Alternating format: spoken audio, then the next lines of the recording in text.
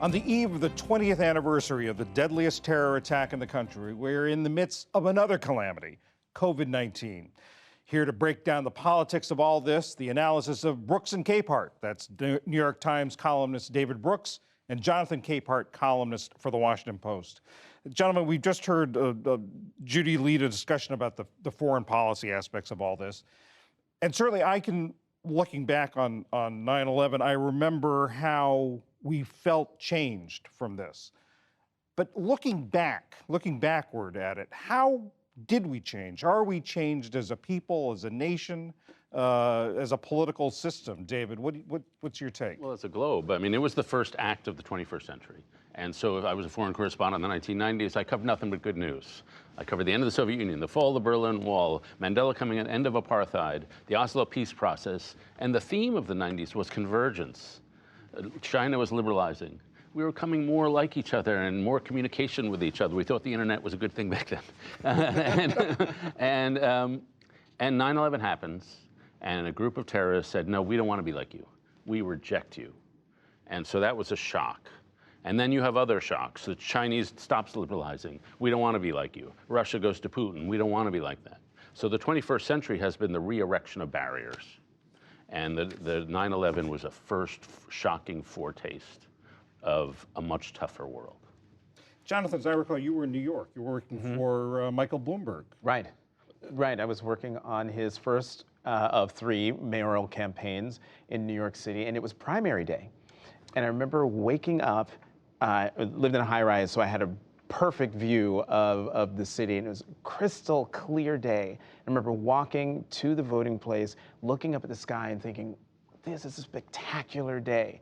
And still to this day, I'd never seen a day like that in New York City. And all hell broke loose later, about 90 minutes later that morning. Lots of things changed that day. We were in the middle of a mayoral campaign. The campaign stopped. At one point, while we're watching the coverage on television, someone just asks out loud, has anyone heard from the mayor? Meaning Rudy Giuliani at the time, who on primary day, everyone in New York was looking forward to turning the page from Rudy Giuliani's mayoralty. And the rest we know is history. I think that in these 20 years, just to add on to what David was just talking about, we've seen a lot of what I think of as one giant step forward, and then 2 giant steps back. One giant step forward was the election of Barack Obama as president of the United States, first black president. But a huge step back was the election of Donald Trump as president. Another huge step forward, the election of Joe Biden as president of the United States. Another huge step forward, marriage equality.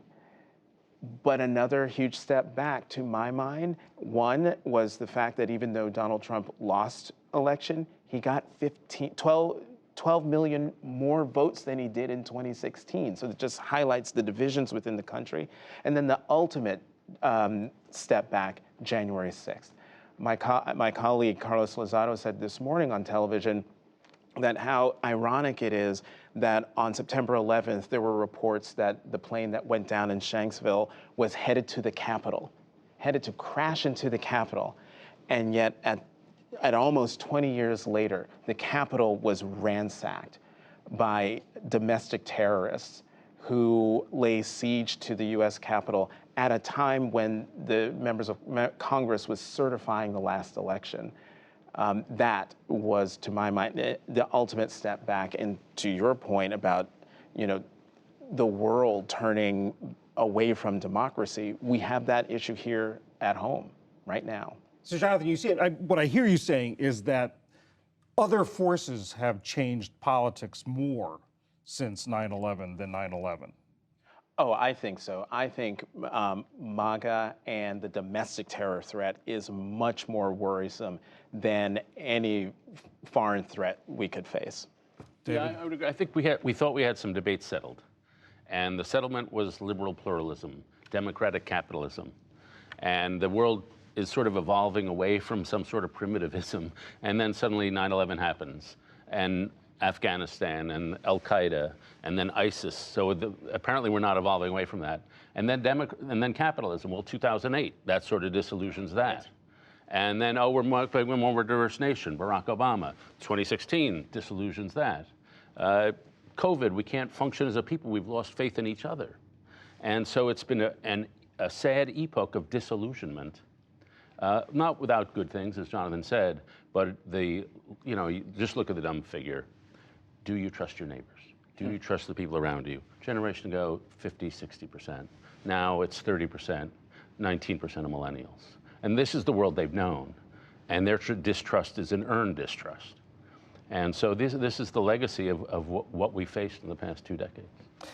And we are in the midst of another calamity, the pandemic. And as we've been focusing on 9/11 this week, it struck me, someone pointed out to me, that every 2 days this week, with COVID deaths, we have essentially had another 9/11 and also had another 20-year Afghan war in terms of the Americans who've died.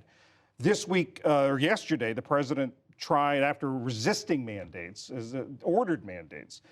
David, what do you make of that shift, and do you think this is going to work? First, I'm reminded in September 22nd, 2001, George Bush had a 90% approval rating.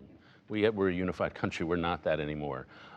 With the Biden mandates, I think the government has an absolute right to do this. Public health and the air we breathe is a common good. I nonetheless think it's a mistake. If you go around, as I did, we all do as reporters, you go to a town, McCook, Nebraska, Wilkes, North Carolina, and Chicago, you say, who's trusted here?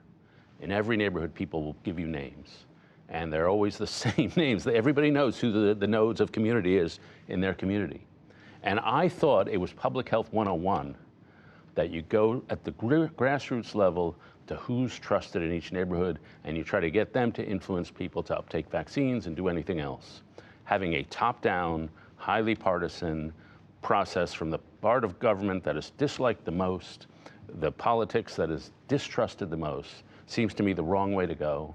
And it seems to me it's going to create a backlash where a lot of people that don't like Joe Biden are going to say, hell no, I'm definitely not taking the vaccines now. And so I think the way we've done it is counterproductive.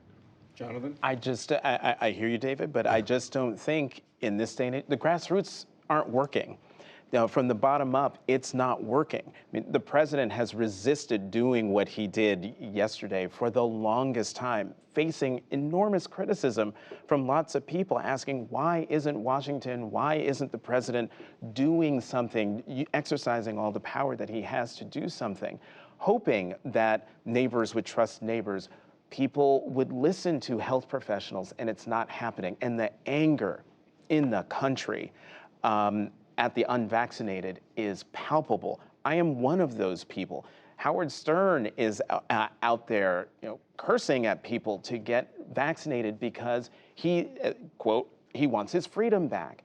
Millions of Americans, a majority of Americans want their freedom back. And I think that the president was channeling that anger on behalf of the majority of the American people who just want their neighbors and friends and coworkers who are resisting getting the vaccine or even putting on a mask.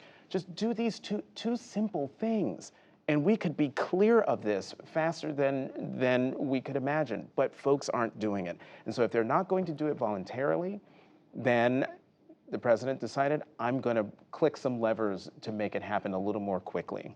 I don't think it's going to backfire on him.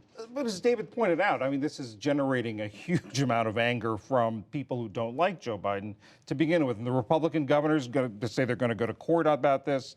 I mean, is this going to be, is it going to backfire? Is it? John, it was bound to happen. Republican governors were bound to be against anything that the president proposed.